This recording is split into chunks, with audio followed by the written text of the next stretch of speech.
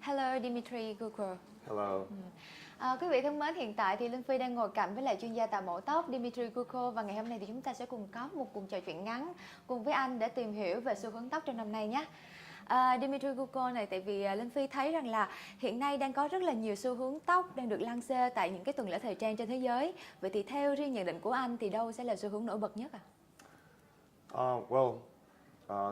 The very bright trend is the world is moving towards the natural things, more organic things. Everybody try to look for the health.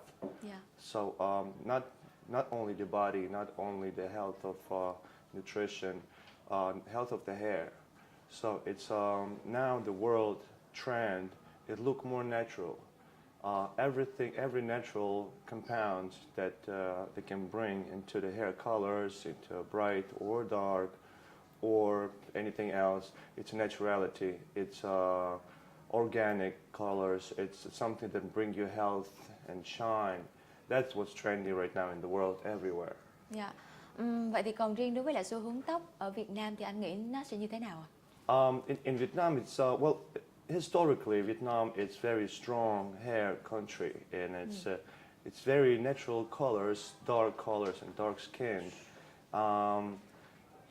And it's not been changing much lately.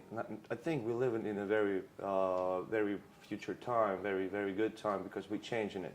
Now when the hairdressers from all over the world coming to Vietnam, and they will try to change this one way of black hair colors to something more interesting, because I believe for the Vietnamese type of skin, eyes, and a cultural thing. It can be many brands and trends brought into this culture, which is just question of time, and that's it. Theo Phi thấy thì trong năm 2013 thì có lẽ là mọi người rất là yêu thích cái phong cách là tóc ngắn. Vậy thì theo anh thì trong năm nay tóc ngắn có còn được ưa chuộng nữa hay không? Do I believe the short hair is the trend in the world? Yes. The time when a woman had the hair as her business card is probably going away. Yeah. Now the world is getting equalization between male and females, and I'm talking in terms of hair, in terms of styles.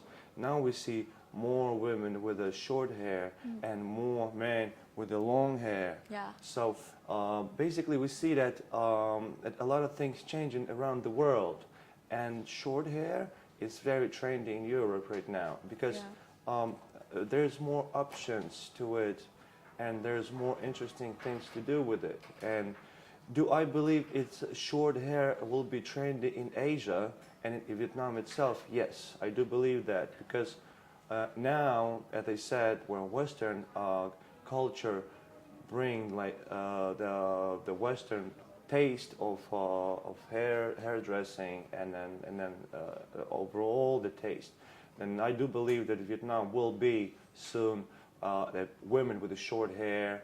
Sometimes it's a little bit too early to speak right now, but I already have many clients who told me, okay, I want Western short haircut, which makes me smile. Yeah.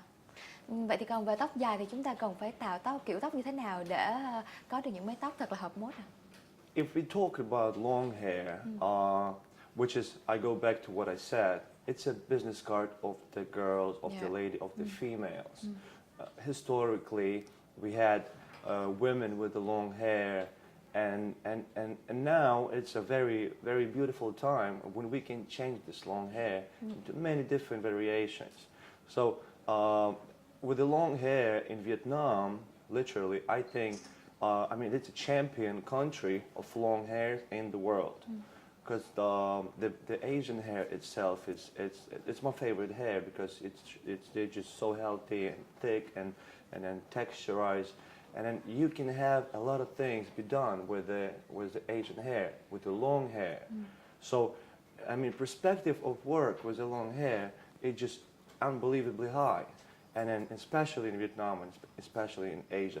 In Europe, in the world, I wouldn't say that. I would say that European hair probably getting old now. We ruined the hair with colors, with smoke on the street, with the way of we living, with alcohol, with everything. I mean, it affects us. I mean, Asia so far, it healthy hair. That's what I see. And in Europe right now, hairdressers have to physically survive the hair, physically make them look better, physically make it look healthier with whatever we have, with everything that we have. We need to make it look healthier. What in here in Asia, I don't have to do this. I mean, you girls have done this. You just have healthy, long, beautiful, shiny hair. I just have to put a professional touch to it. That's a long hair in Asia and in the world. Dạ. Vậy thì còn về xu hướng về màu nhuộm thì những cái màu nào sẽ được yêu thích nhất trong năm nay ạ?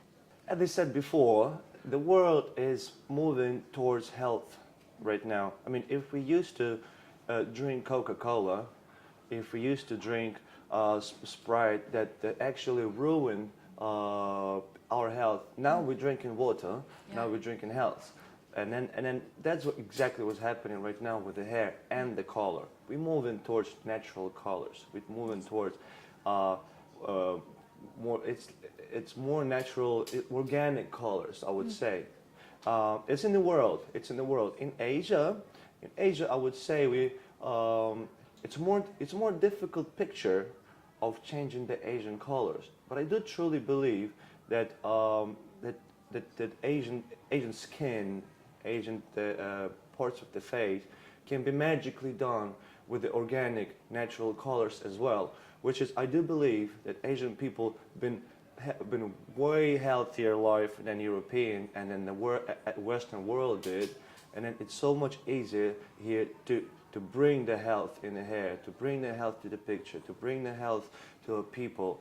That's what we're talking about, and that's very trendy in the world right now. Health, healthy color, organic, naturals, brown, chocolate. I mean, no more highlights because it doesn't bring you any more health. Yeah. I mean, of course, there are some things that we might be highlighted or we might make it brighter because they're just needed personally. But overall, it's natural colors, it's organic colors, it's health. That's the trend right now in the world. And the hairdressers are learning right now how to get it done. Yeah. To look healthy, shiny, and trendy, which is health. Theo như Linh Phi thấy thì phong cách nhuộm ombre trong năm 2013 vừa rồi thì cũng khá là được nhiều người lựa chọn. Vậy thì anh có thể chia sẻ thêm một vài cái những cái thông tin về cái phong cách nhuộm này là như thế nào không? Ombre color, it is probably my favorite one because my naturality is I'm trying to bring together unbringable, uncomparable, unseenable. So what we're talking about very dark color and very light color.